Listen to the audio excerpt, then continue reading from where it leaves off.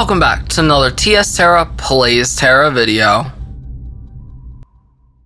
Alright, so in today's video we are finally going over runes. Now, runes is kind of a tricky subject, and of course I'm recording this video on April 4th, which by the time this video releases, I may make a quick updated video on where to get rune materials, as things, of course, on April 9th is going to change. And again, this video is being recorded before the 9th, and I'm kind of going off the basis of currently where you get your rune materials, and I'll try to go over where you might get it on April 9th. So the major source of getting rune materials right now is, of course, from Cursed AA Last Stand as well as Cursed AA Hard Mode. You can see you get your rune stat changes, you get your Shattered, you get your Ancient stuff, all from here, as well as from, Last Stand, while CAA Normal Mode does not drop any of it. Now, with the dungeon rotation, and what we do know currently is that at 870, we are going to have dungeons at 870, and on release, we know Undying Warlord is going to be level 900. So with that philosophy, I can't say between, I believe, Timescape Hard or Ice Throne Hard. I think it's actually Ice Throne Hard is going to be harder. I can't say in between Ice Throne and Undying Warlord, because Acheron's Inferno Hard does fit right in between there. There's a chance you may get rune stuff from Acheron's Inferno Hard. We won't know until the patch notes are officially out. But, as of right now, running 900 seems to be giving all the rune stuff. It does give the rune stuff. And there's a good chance Undying Warlord on, by the time the release of this video, will drop the rune stuff. And then as Arcane 9 Hard and Rampaging Arcane 9 come out, they will also drop the rune materials.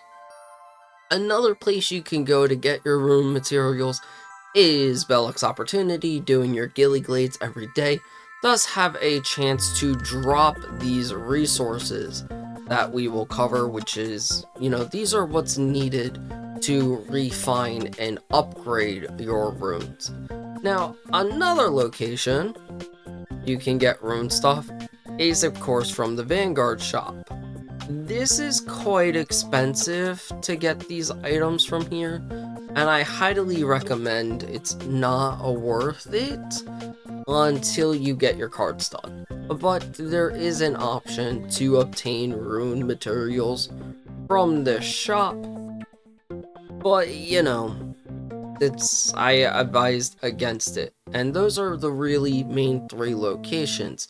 Now let's talk about how to acquire runes, right? Because even though it's good to know where to get the materials to refine them, well, we need to go over how does one receive runes. Well, my opinion, the best way to get your runes is from the Battle Pass rune exchange tickets. You can buy the exact rune you want, and of course you run the same runes as if you were to run, the non-runes on your weapon and chest, and you could buy each specific one you want for 30 tickets. Again, you could exchange these tickets in for the materials, but again, I'd advise against doing it, as it's just, I wouldn't. Now, again, to acquire these, this is a bit more pay-to-win aspect, unfortunately. But let's go over the current Battle Pass, and I know the last few Battle Passes have given them out, so there's a good chance the next Battle Pass will. First of all, once you hit level 31, you can get 5, 10, 15, 20, 25 tickets just from free.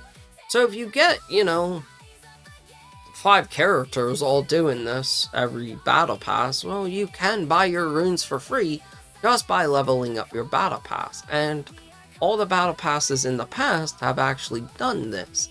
So I'm going to say it is a good bet that Season 21's battle pass will also apply this. Again, that's something I'll go over in the next rune video. I'll do like a rune update 2 guide on where to get this stuff. And if you pay for the battle pass, well then you get 20, 40, 60, 80, 100 plus this 25. 125 is good enough. I mean, 30 per, you can buy all 4 runes per character. So again, there's the pay to win version by buying the battle pass and just buying the exact runes you want. And there's the free version where level up the battle pass and do a few characters and buy the runes you want. Now, you can also do the good old crystal fusion and use the rune stones, and you would have to do rune niviate, or, you know, the niviates.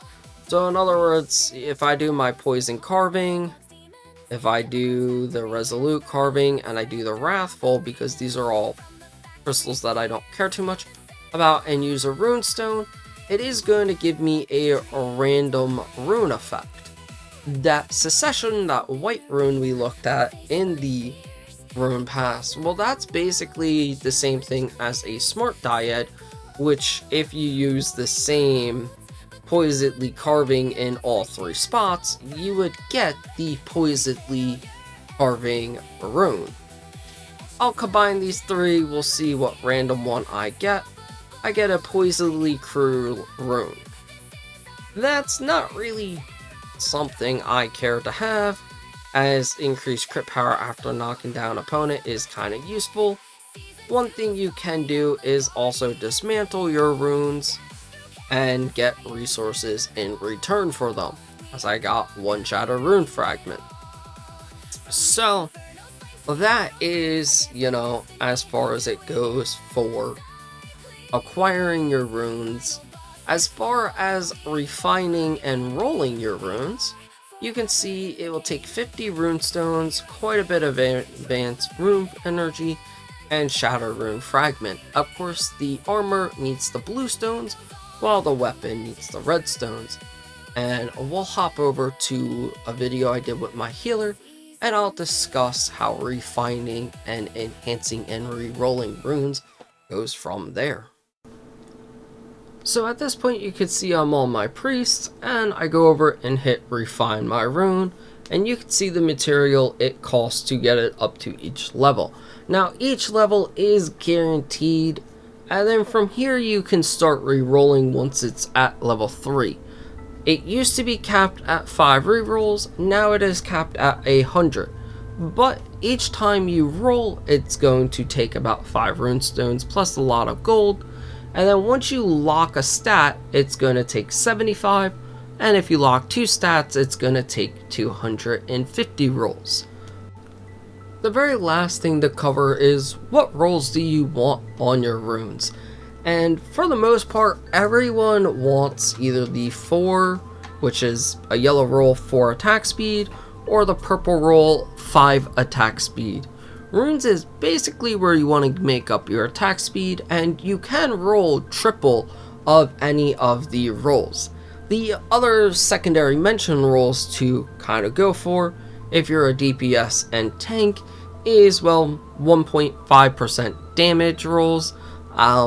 Really, it's not as good as 4%, 5% attack speed, but it's something that when you combined all the attack speed, you could, in theory, get easily anywhere from 15 to like 12% attack speed on a rune.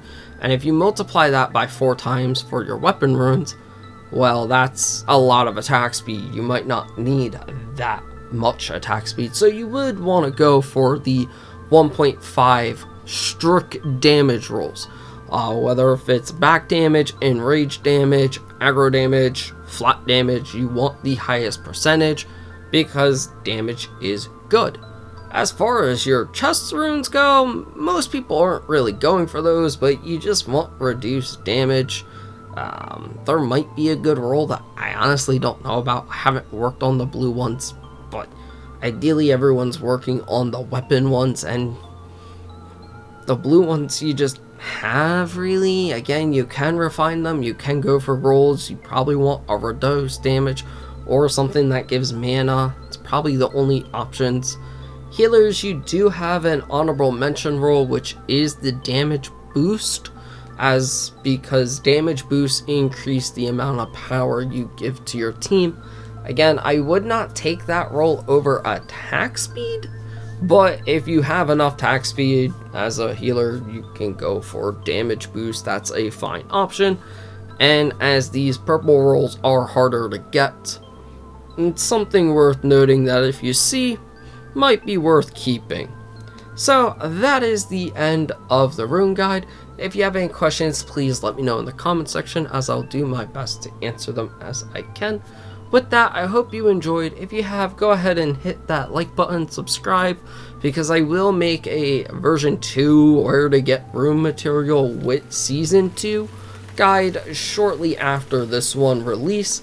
I'll probably release that the next day if I can make it in time. So with that, that is about it. I hope you've enjoyed, and as always, I hope to see you in Aboria, gamers.